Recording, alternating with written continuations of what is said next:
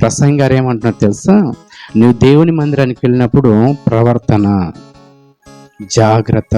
అంటే మందిరానికి వచ్చి వెళ్ళిపోయిన తర్వాత చూసుకోమంటున్నాడా, వస్తున్నప్పుడు చూసుకోమంటుండా? ఈ పాయింట్ మీరు ఆలోచించాలి. అర్థమవుతుందా? దేవుని మందిరం నుంచి వచ్చి వెళ్ళిపోయిన తర్వాత మనం బాగుపడాలనుకుంటాం, కానీ ప్రసంగి గారు ఏం చెప్తున్నారు తెలుసా? నువ్వు వెళ్ళేటప్పుడే జాగ్రత్త చూసుకో. అంటే వెళ్ళేటప్పుడు ఏం జాగ్రత్త చూసుకోవాలి? ప్రవర్తన ఏం జాగ్రత్త చూసుకోవాలి?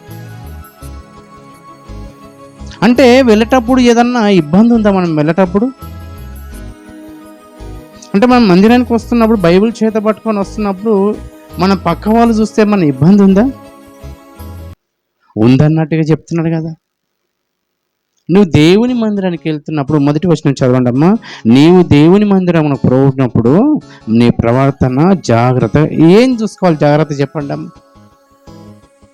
ఏ ప్రవర్తన జాగ్రత్త చూసుకోవాలి చెప్పండి?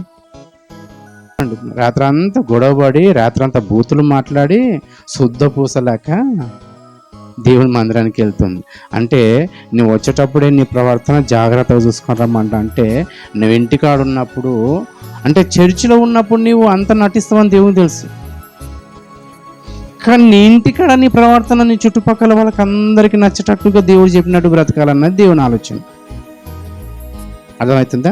మనం ఇంటికాడ కానీ, మనం చేస్తున్న ఉద్యోగం దగ్గర కానీ, మనం ఎక్కడైతే నివాసం చేస్తున్నామో అక్కడ మనం చర్చికి వచ్చిన వాళ్ళ ప్రవర్తన చాలా అవసరం అని దేవుడు చెప్తున్నాడు. దేవుని ప్రేమ, ప్రేమ, దేవుని ప్రేమ.